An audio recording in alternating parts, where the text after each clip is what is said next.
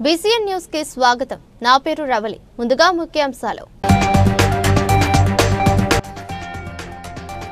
పహల్గాంలో జరిగిన ఉగ్రదాడికి భారత్ ప్రతీకారం తీర్చుకుందని అన్న ప్రధానమంత్రి నరేంద్ర మోదీ.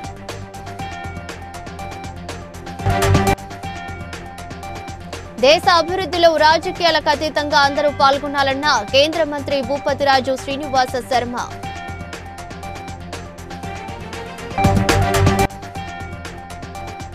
పునరాభివృద్ధి చెందిన కరీంనగర్ రైల్వే స్టేషన్ ప్రారంభోత్సవంలో పాల్గొన్న కేంద్ర మంత్రి బండి సంజయ్.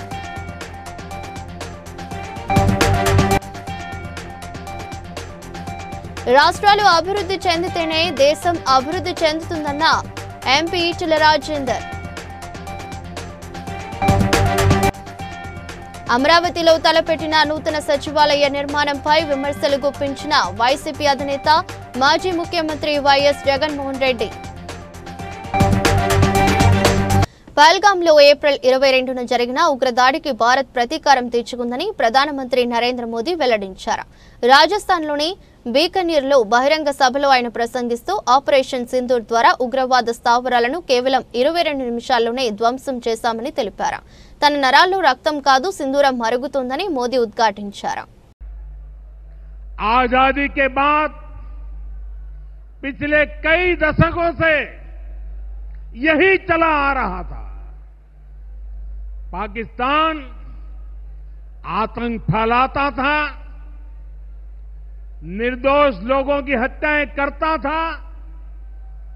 भारत धरती का सेवक मोदी यहां सीना तान कर खड़ा है।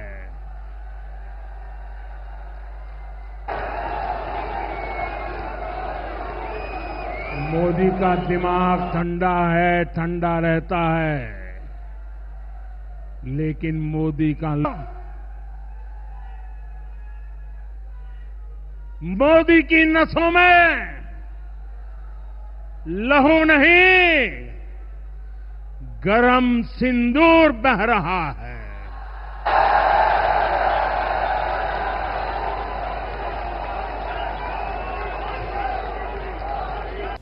అమృత్ భారత్ స్టేషన్ పథకంలో భాగంగా పునరాభివృద్ధి చెందిన వరంగల్ రైల్వే స్టేషన్ ను భారత ప్రధానమంత్రి నరేంద్ర మోదీ వర్చువల్ గా ప్రారంభించనున్న నేపథ్యంలో వరంగల్ రైల్వే స్టేషన్ లో ఏర్పాటు చేసిన కార్యక్రమంలో కేంద్ర మంత్రి భూపతిరాజు శ్రీనివాస శర్మ, రాష్ట్ర మంత్రి పొంగులేటి శ్రీనివాస్ రెడ్డి పాల్గొన్నారు.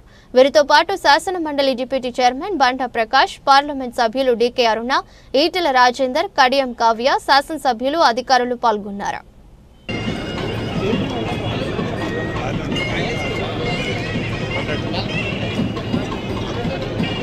సందర్భంగా ప్రస్తావిస్తాం.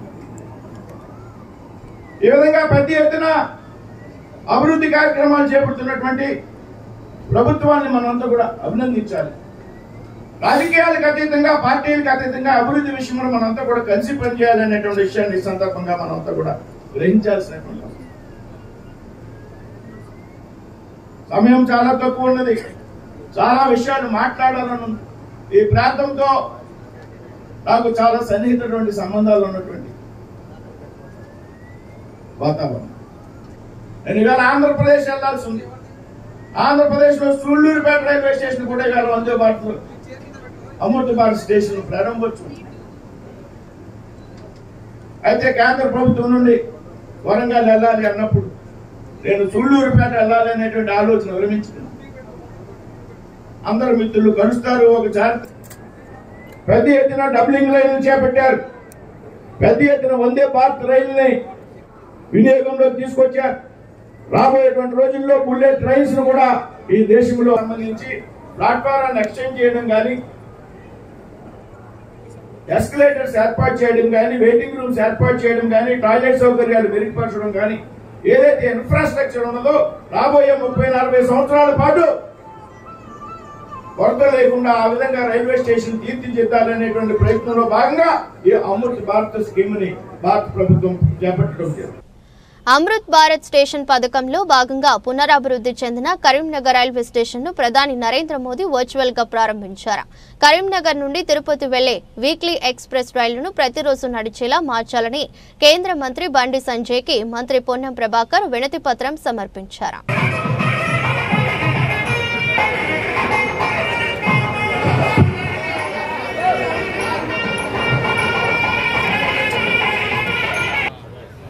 ప్రారంభించుకుంటున్న సందర్భంగా ముఖ్య అతిథిగా విచ్చేసినటువంటి స్థానిక పార్లమెంట్ సభ్యులు కేంద్ర మంత్రి సోదరుడు బండి సంజయ్ గారికి, నాతో పాటు ఈ కార్యక్రమంలో పాల్పంచుకుంటున్నటువంటి ఎమ్మెల్సీ అంజిరెడ్డి అన్న గారికి, ఎమ్మెల్సీ కొమరన్న గారికి, అదేవిధంగా ఏటీఆర్ గారికి, ఇక్కడికి విచ్చేసినటువంటి కరీంనగర్ పెద్దలందరికీ పేరు పేరున నమస్కారాలు. ఈరోజు కరీంనగర్ రైల్వే స్టేషన్ను దాంతో పాటుగా దేశం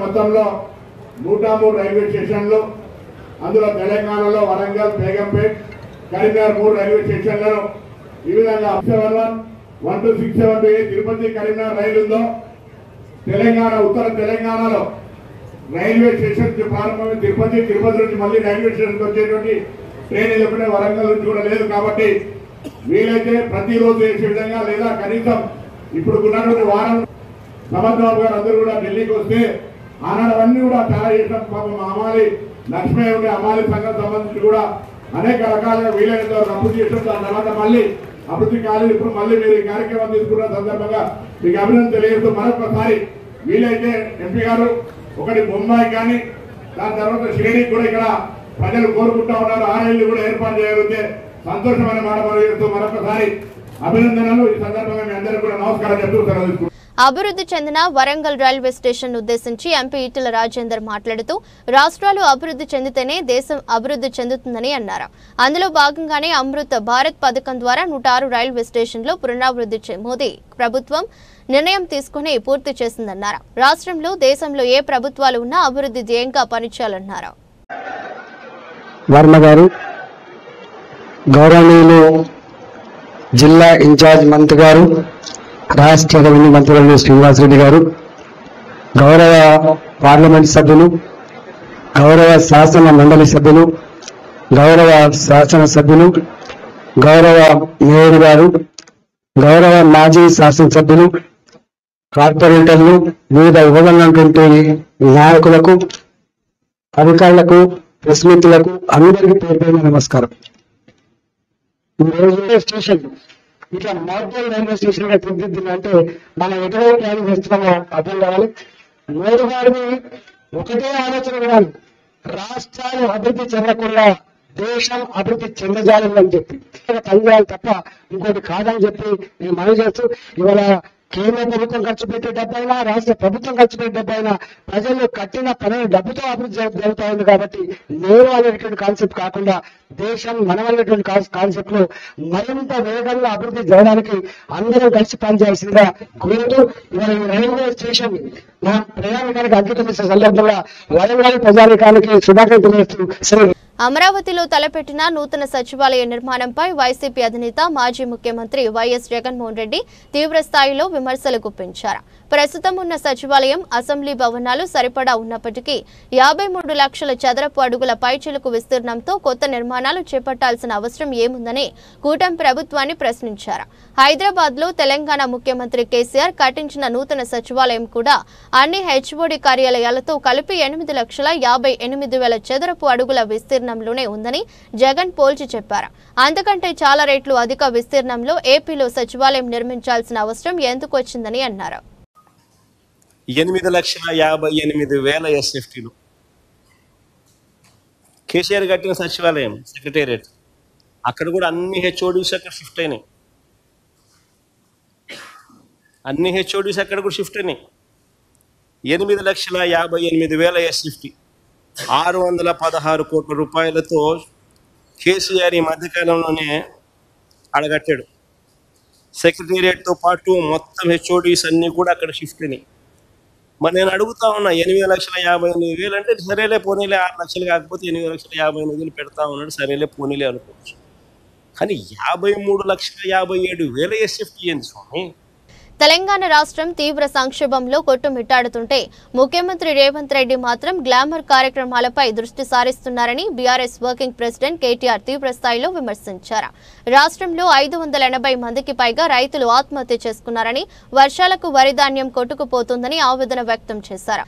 ఇలాంటి సమయంలో మరణించిన రైతుల కుటుంబాలను పరామర్శించాల్సింది పోయి రేవంత్ రెడ్డి 4 సార్లు మిస్ వరల్డ్ కార్యక్రమాలకు హాజరయ్యారని, తెలంగాణకు ఇలాంటి ముఖ్యమంత్రి అవసరమా అని ప్రశ్నించారు. రాష్ట్ర ఖజానా ఖాళీగా ఉందని చెబుతూనే అందాల పోటీల కోసం ప్రభుత్వం 200 కోట్లకు పైగా ఖర్చు చేసిందని కేటీఆర్ ఆరోపించారు. 500 మంది కొంప ఉసురు తీసుకున్నావు, వాళ్ళ కొంప కొల్లేరు చేసినావు.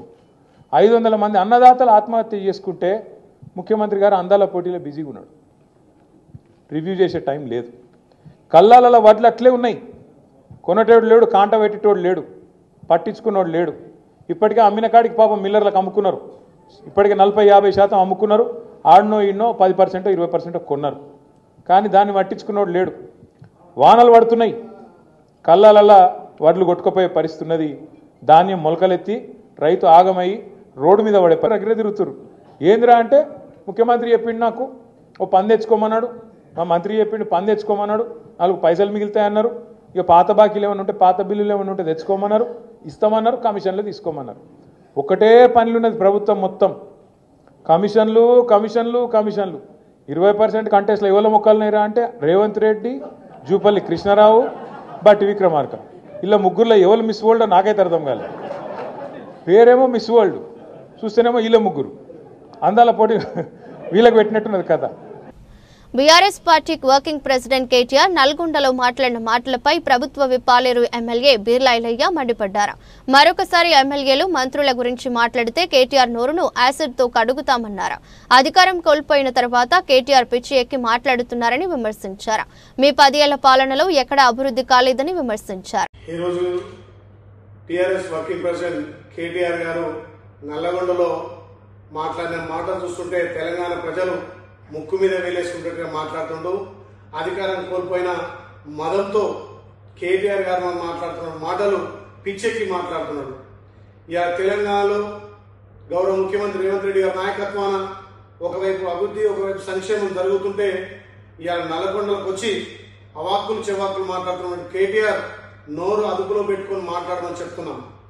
ఇవాళ గౌరవ ముఖ్యమంత్రి రేవంత్ రెడ్డి నాయకత్వాన మా నల్లగొండ మంత్రులు ఉత్తమ్ కుమార్ రెడ్డి గారు, కోమటిరెడ్డి వెంకరెడ్డి గారు, కేటీఆర్ గారు హెచ్చరిస్తున్నాం. నల్లగొండ మంత్రుల గురించి, నల్లగొండ ఎమ్మెల్యేల గురించి మాట్లాడే నైతిక విలువలు మీకు లేవు. నల్లగొండ అంటే ఇవాళ హెచ్చరిస్తున్నాం. మా గౌరవ ముఖ్యమంత్రి ప్రజాపాలన ద్వారా ఇవాళ మేము ఇచ్చినటువంటి హామీలు అమలు చేసులో ముందుంజలో ఉన్నాం. ఇవాళ మీరు మర్చిపోయినటువంటి సంక్షేమాలు, అభివృద్ధి మా ముఖ్యమంత్రి, మా మంత్రులు చేస్తుంటే ఓర్వలేక ఈ చిల్లర మల్ల రాజకీయం చేస్తున్నాం. తస్మత్ జాగ్రత్త. కేటీఆర్ మళ్ళొక్కసారి మా మంత్రి గురించి కానీ, మా ముఖ్యమంత్రి గురించి కానీ, మా ఎమ్మెల్యే గురించి మాట్లాడే నైతిక విలువ లేవు. మాట్లాడితే శ్రీకాళహస్తి నియోజకవర్గం తొట్టంబేడు మండలం పెద్ద కన్నలి ఎస్టీ కాలనీలో గ్రీన్ ప్యానెల్ వారు CSR ఫండ్స్ కింద ఏర్పాటు చేసిన RO ప్లాంట్ ను శ్రీకాళహస్తి ఎమ్మెల్యే బొజ్జల వెంకట సుధీరెడ్డి ప్రారంభించారు. ఇలాంటి కార్యక్రమాలు మరెన్నో చేయాలని గ్రీన్ ప్యానెల్ వారిని కోరుతున్నారు.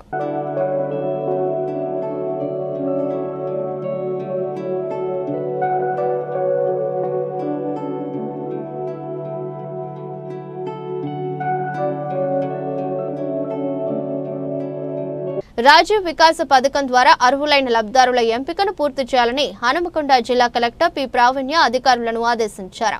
మినీ కాన్ఫరెన్స్ హాల్లో రాజీవ్ యువ వికాసం ఉపాధి హామీ పథకంపై సమీక్ష నిర్వహించారు. ఈ సందర్భంగా జిల్లా కలెక్టర్ మాట్లాడుతూ కేటగిరీ వైజ్ గా రిజర్వేషన్ నిష్పత్తిని అనుసరించి జూన్ 24 వరకు మండల స్థాయి కమిటీలతో ఎంపిక ప్రక్రియను పూర్తి చేసి జిల్లా స్థాయికి లబ్ధిదారులు జాబితాను అందించాలని తెలిపారు. మళ్ళీ ఫోన్ చేస్తే ఇవాళ కుదరట్లేదు, రేపు ఇస్తామని చెప్పాను. ఇస్తే ఇంకొకటి చేయాల్సిన ఎక్సర్సైజ్ అప్లికేషన్స్ సార్ట్ చేసి పెట్టుకోవాలి బేస్డ్ ఆన్ ఇది మన corporation wise SC, ST, BC, minority corporations ప్రకారం ఎన్ని అప్లికేషన్స్ అనేది sort more first on 50,000 so that మీకు ఇమీడియట్గా ప్రోగ్రెస్ అనేది వస్తుంది. మనం 2 జూన్ వరకు ఈ శాంక్షన్ ఆర్డర్స్ చేతిలో పెట్టాలి. That is government target. 2 June నుంచి శాంక్షన్ ఆర్డర్స్ డిస్ట్రిబ్యూషన్ కాబట్టి 2 జూన్కి ప్రతి మండలంలో పాతబస్తీ south zone Chatri Naka police station పరిధిలోని ఆర్డీ ఫంక్షన్ హాల్లో తలసేమియా బాధితుల కొరకు రక్తదాన శిబిరం ఏర్పాటు చేశారు. ఈ కార్యక్రమానికి ముఖ్య అతిథిగా Bandlaguda MRO Praveen Kumar, south zone DCP Sneha Meher హాజరయ్యారు. ఈ సందర్భంగా పలువురు మాట్లాడుతూ తలసేమియా బాధితులకు సకాలంలో రక్తం అందించి ప్రాణాలు కాపాడవలసిన బాధ్యత ప్రతి ఒక్కరిది అని తెలిపారు. Chatri Naka police along with RD function హాల్తో సహా ఇక్కడ ఈ thalassaemia patients and sickle cell anaemia patients గురించి బ్లడ్ డొనేషన్ క్యాంప్ ఆర్గనైజ్ చేశారు. దాంట్లో చాలామంది యూత్ వచ్చి అండ్ మన స్టాఫ్ కూడా చాలామంది వచ్చి బ్లడ్ డొనేషన్ చేస్తున్నారు. Thalassaemia and sickle cell anaemia ఒక క్రైమ్ కంట్రోల్ లా అండ్ ఆర్డర్తో పాటు కమ్యూనిటీ పోలీసింగ్ కూడా ఒక డ్యూటీ ఉంది కాబట్టి ఈ ప్రోగ్రామ్ ఆర్గనైజ్ చేయడం జరిగింది. We thank you all for coming here and ఈ మంచి ప్రోగ్రాంలో మీరు మంచి ఇనిషియేటివ్లో పార్టిసిపేట్ చేశారు కాబట్టి మన తరఫు నుంచి మీ అందరికీ చాలా చాలా ధన్యవాదాలు. Thank you. Hyderabad Somajiguda press club లో జరిగిన విలేకరుల సమావేశంలో క్రాంతి కిరణ్ ఫౌండేషన్ సభ్యులు మాట్లాడుతూ తెలంగాణ విద్యార్థులకు సైనిక స్కూల్స్ లో స్థానిక హోదా కల్పించాలని డిమాండ్ చేశారు. దాదాపు 20,000 మంది విద్యార్థులు కాంపిటీషన్ ఎగ్జామ్స్ లో పాల్గొని 95% ఎబోవ్ మార్కులతో ఉత్తీర్ణత సాధించారని, ఇప్పుడు వారి భవిష్యత్తు అంధకారంలో కొట్టుమిట్టాడుతుందని వారు వాపోయారు. తెలంగాణలో రాబో రోజుల్లో కనీసం 3 సైనిక స్కూల్స్ ఏర్పాటు చేయాలని డిమాండ్ చేశారు. సైనిక్ స్కూల్స్కి లోకల్గా ఉంటే సడన్గా మీరు ఇప్పుడు తెలంగాణ స్టూడెంట్స్ అనేవాళ్ళు నాన్ లోకల్ అవుతారు. దీనివల్ల చాలా తెలంగాణ తరపున రాసిన 20,000 మంది పిల్లలకి అన్యాయం అవుతుంది. వాళ్ళ అకాడమిక్ ఇయర్ ఇది ఒక కాంపిటేటివ్ ఎగ్జామ్, ఇది ఆల్ ఇండియా లెవెల్లో అవుతుంది. ఒక ఎగ్జామ్ అనేది ఎగ్జామ్లో పిల్లలు క్వాలిఫై అవ్వాలి, తర్వాత వాళ్ళకి మెరిట్ రావాలి, యాజ్ వెల్ యాజ్ వాళ్ళు మెడికల్లో కూడా ఫిట్ అవ్వాలి. ఎందుకంటే ఈ సైనిక్ స్కూల్లో వాళ్ళని పిల్లల్ని దేశ సేవ చేయడానికి ఎలా అనేది నేర్పిస్తారు. ఒక డిసిప్లిన్లో వాళ్ళకి ఎన్డీఏకి ట్రైన్ ఇస్తారు. చాలామంది పేరెంట్స్కి వాళ్ళ పిల్లల్ని డిఫెన్స్ అకాడమీలో జాయిన్ చేయాలని వాళ్ళే అప్లై చేస్తే 20,000 మెంబర్స్ అప్లై చేస్తే రిజల్ట్స్ వచ్చే లాస్ట్ ఒక 10 days బిఫోరు తెలంగాణ విద్యార్థులు అనే వాళ్ళు మీరు నాన్ లోకల్ కింద అవుతారు, మీరు ఇప్పుడు మీకు నాన్ లోకల్ సీట్స్ లోకల్లోకి మీరు రారు అని ఇస్తే చాలా మంది పిల్లలకి ఇది అన్యాయం అవుతుంది. వీళ్ళ ఆశ అనేది చాలా బాగా ఉంటుంది. వీళ్ళ కళలు, వీళ్ళ సైనికులు, వీళ్ళ ఆర్మీలో చేరిన వాళ్ళు ఆర్మీ ఆఫీసర్స్ కావాలన్న నిరాశతో వీళ్ళు ఉంటారు. దయచేసి వీళ్ళకి న్యాయం జరగాల్సిందిగా అందరు తెలంగాణ తరఫున మేము డిమాండ్ చేస్తున్నాము. పాతబస్తీ గౌలిపుర డివిజన్లోని అంబికానగర్ ప్రాంతంలో జీహెచ్ఎంసీ కాంట్రాక్టర్లు నాలాల పూడికను తీసిన అనంతరం తొలగించకపోవడంతో రాత్రి కురిసిన వర్షపు నీటితో ఆ మట్టి నాలాల్లోకి వెళ్లిందని కాంగ్రెస్ పార్టీ ఉపాధ్యక్షుడు రాజు యాదవ్ మండిపడ్డారు. ఇటు సమస్యపై జీహెచ్ఎంసీ జోనల్ కమిషనర్ దృష్టి సాధించి కాంట్రాక్టర్లపై తగిన చర్యలు తీసుకోవాలని కోరుతున్నారు.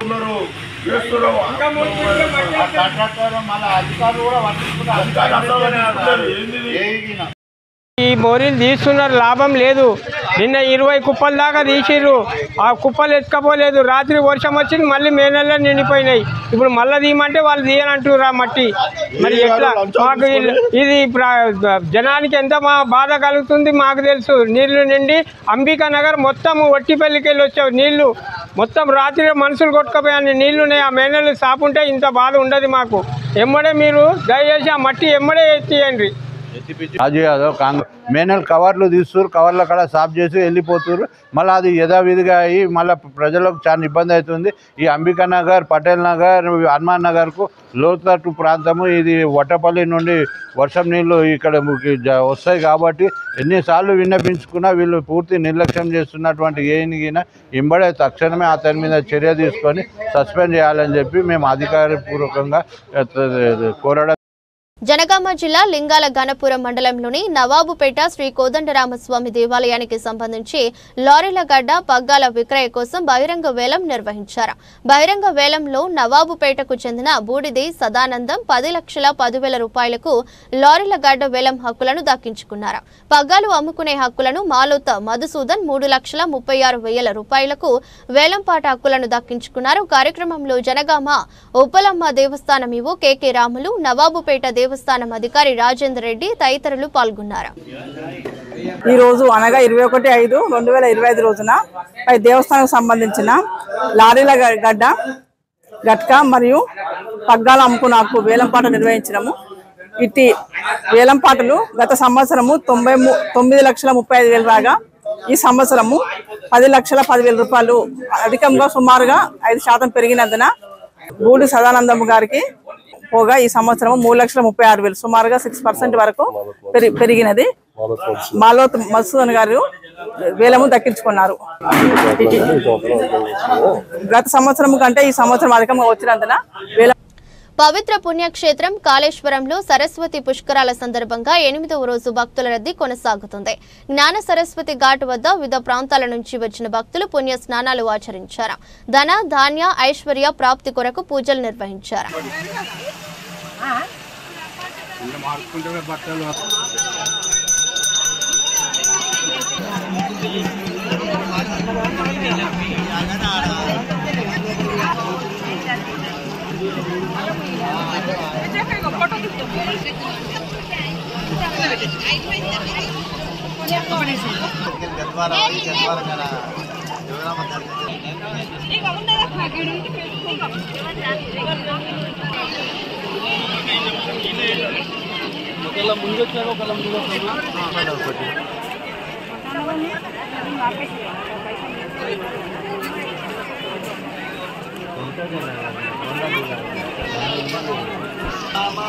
శ్రీకాళహస్తి పట్టణంలో ప్రియాంక గాంధీ సంఘటన కార్యాలయంలో మాజీ ప్రధాని రాజీవ్ గాంధీ వర్ధంతి సందర్భంగా కొవ్వొత్తులు వెలిగించి ఘన నివాళులర్పించారు.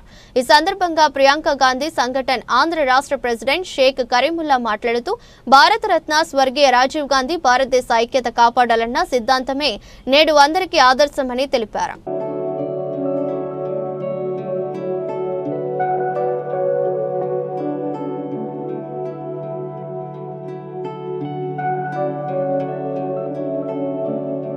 ఆత్మకూరులోని స్వర్ణ భారతి మండల సమైక్య ద్వారా పాఠశాలలకు యూనిఫామ్ అందించే యూనిఫామ్ తయారీ కేంద్రాన్ని హనుమకొండ జిల్లా కలెక్టర్ పి ప్రావీణ్య పరిశీలించారు.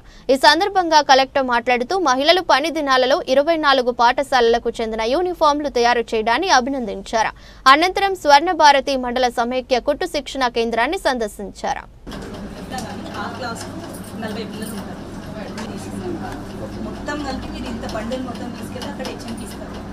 హెచ్ఎం ఎవరిది ఏది అని చూసుకోకుండా స్కూలు అన్నీ ఒక పక్కన పెట్టుకుంటారు. క్లాస్ ఇక్కడ స్టిచ్చింగ్ సెంటర్ మీరు పెట్టినారు కాబట్టి ప్రైవేట్ వాళ్ళని కూడా మీరు ఎదురైతే హాస్పిటల్ అవ్వచ్చు, స్కూల్స్ అవ్వచ్చు, అందరూ కూడా కాంట్రాక్ట్స్ తీసుకోవాలి.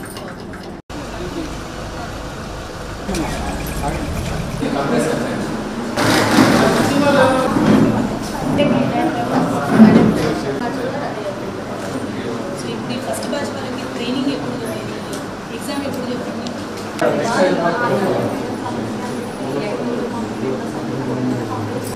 మంచిగా అనిపిస్తుంది. ఒక స్కిల్ నేర్చుకున్నారని మీకు కూడా ఉంది కాబట్టి ఎఫర్ట్ పెట్టింది మంచిది. కానీ ఇది ఫ్రూట్ఫుల్ కంపిటీషన్కి వెళ్ళాలని మీకు అందరికీ కూడా అపాయింట్మెంట్ ఆర్డర్స్ మేము చేతిలో పెట్టాలని మేము కూడా అనుకుంటున్నాం.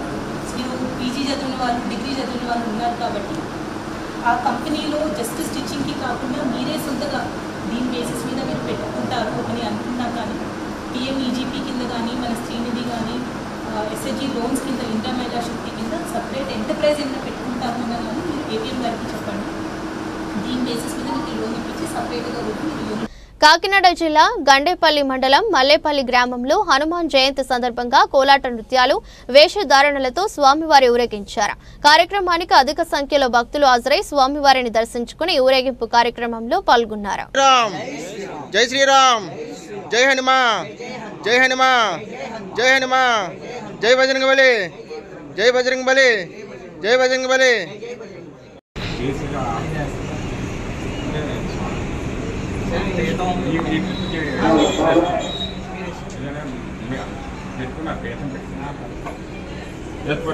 జై శ్రీరామ్, జై శ్రీరామ్, జై శ్రీరామ్, జై హనుమాన్, జై హనుమాన్, జై హనుమాన్, జై బజరంగబలి, జై బజరంగబలి, జై బజరంగబలి.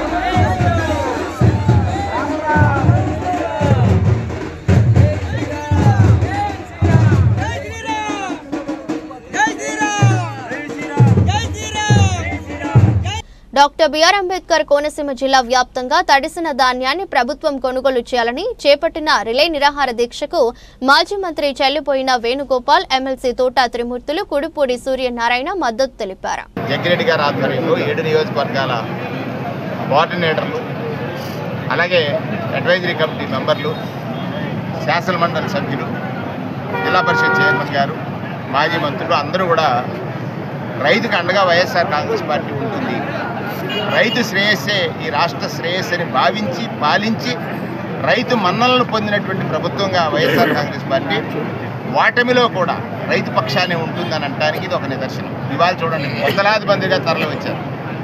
రైతు కోసం మేము అన్నం మానేస్తాం, రైతుకు బాసటగా నిరాహార దీక్ష చేస్తాం, మొద్దు నిద్రలోని ప్రభుత్వాన్ని మేలుకొని రైతు దయనీయ స్థితిలోకి వెళ్ళిపోయాడు. మధ్యలోనేమో ప్రకృతి ప్రకోపించింది, ఇవాళ వర్షాలు పడ్డాయి, ధాన్యం తడిచింది, రైతు ఆందోళనలో ఉన్నాడు. తక్షణమే ఈ ప్రభుత్వం కేవలం ప్రకటనలకు పరిమితం కాకుండా రైతును ఆదుకోవడం కోసం రోడ్ల మీద ఉన్న ధాన్యం ప్రతి గింజనే కూడా తక్షణమే కొనుగోలు చేయాలి, గిట్టుబాటు ధర ఇవ్వాలి. 1725 రూపాయలు ఏదైతే ప్రభుత్వం ప్రకటించిందో ఆ ప్రకటించినటువంటి గిట్టుబాటు ధర రైతుకు లభించే వరకు కూడా. హైదరాబాద్లో బుధవారం రాత్రి కురిసిన భారీ వర్షానికి నగరంలోని అనేక ప్రాంతాలు జలమయమయ్యాయి. భారీ వాన కారణంగా రోడ్లపై నీరు పొంగి పొర్లి వరదలా మారింది. పలు లోతట్టు ప్రాంతాలు జల దిగ్బంధంలో చిక్కుకోగా కొన్ని చోట్ల ఆటోలు, బైక్లు వరద నీటిలో కొట్టుకుపోతున్నాయి.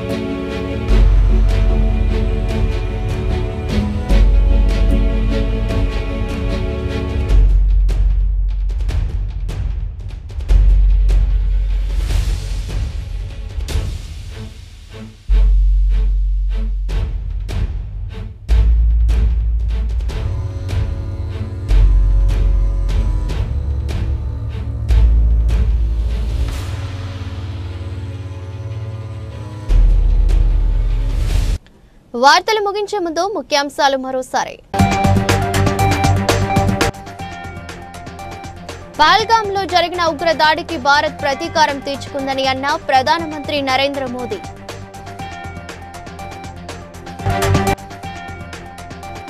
దేశ అభివృద్ధిలో రాజకీయాలకు అతీతంగా అందరూ పాల్గొనాలన్న కేంద్ర మంత్రి భూపతిరాజు శ్రీనివాస శర్మ.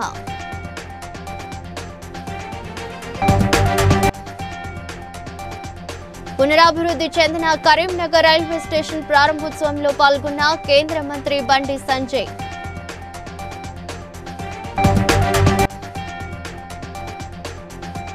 రాష్ట్రాలు అభివృద్ధి చెందితేనే దేశం అభివృద్ధి చెందుతుందన్న ఎంపీ ఈటెల రాజేందర్. అమరావతిలో తలపెట్టిన నూతన సచివాలయ నిర్మాణంపై విమర్శలు గుప్పించిన వైసీపీ అధినేత మాజీ ముఖ్యమంత్రి YS Jaganmohan Reddy. BCN news ఇంతటితో సమాప్తం. మరో బులెటిన్తో మళ్ళీ కలుద్దాం.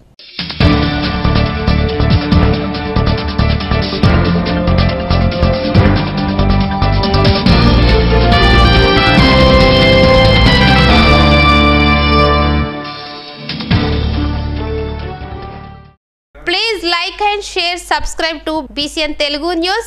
Please like, share and subscribe to BCN Telugu News.